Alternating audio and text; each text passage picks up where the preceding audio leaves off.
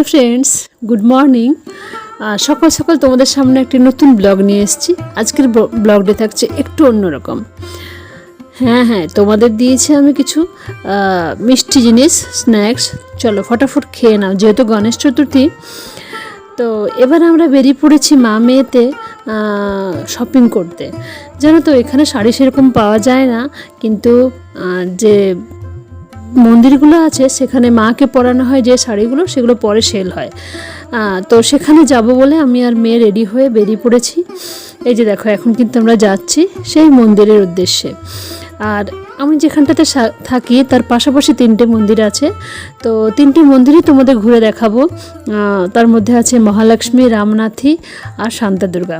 তো আমি এখন মহালক্ষ্মীর উদ্দেশ্যে রওনা দিয়েছি। চলো মন্দিরের ভিতরে গিয়ে তোমাদের সবটা শেয়ার করব, কিভাবে কি দেখছি, কিনছি।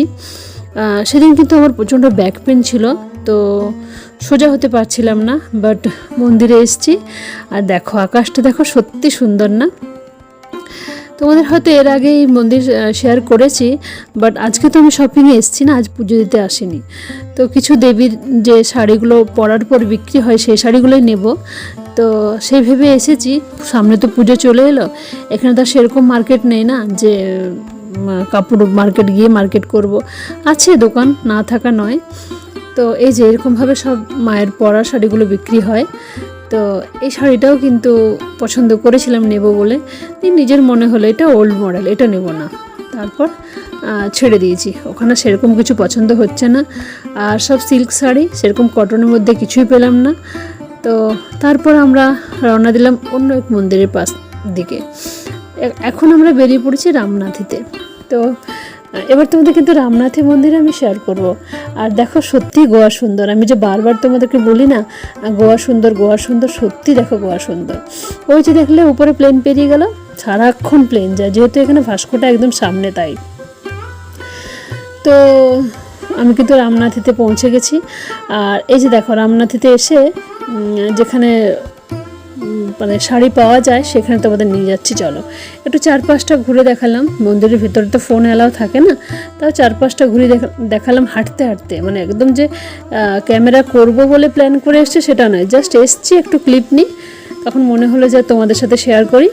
তো আমি কিন্তু চলে এসেছি রামনাথী টেম্পলের কাছে। রামনাথী টেম্পলের যেখানে শাড়ি পাওয়া যায়, দেবীদের শাড়ি, তো সেই শাড়ি নেব বলে আমি আর মেয়ে কিন্তু চলে এসেছি। এই দেখো, এখানে শাড়িটা পাওয়া যায়, সুন্দর সুন্দর কিন্তু শাড়ি। কিন্তু শাড়ির দাম শুনলে হয়তো আমার গায়ে কাটা দেবে, কেননা এই শাড়িটার দাম ছিল 15,000 টাকা। আর অনেক অনেক দামি শাড়ি আছে, আমি তো একটা নিয়েছি, পরে দেখাবো। আর মন্দিরের বাইরে না সুন্দর সুন্দর জিনিস দেখা যায়। এই যে এখানে এসেছি আমরা আবার শান্তাদুর্গা, তোর পাশেই। তো শান্তাদুর্গার মন্দিরের আগে তোমাদের শেয়ার করেছি। তো দেখতে পাচ্ছ মন্দিরগুলো সব এই টাইপেরই হয়, গোয়ার মন্দিরগুলো। তোমরা হয়তো নামগুলো গুলিয়ে যাবে।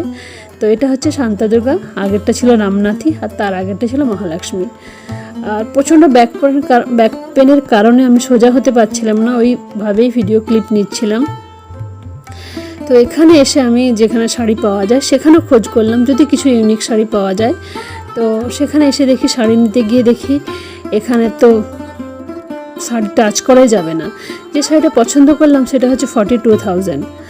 তো শাড়ি দেখলাম, আবার বেরিয়ে পড়লাম, কেননা আমার তো নেওয়া যাবেই না, পছন্দের হলেও নিতে পারবো না, এত দাম দিয়ে কি শাড়ি নেব? আমি 5 থেকে 6,000 টাকা শাড়ি নিতে গেলে আমার কেমন যেন হয়। চলো তাহলে সব মন্দিরের ফটোগুলো শেয়ার করলাম। এবার আসি, তোমরা ভালো থেকো, সুস্থ থেকো, বাই, সাথে থেকো।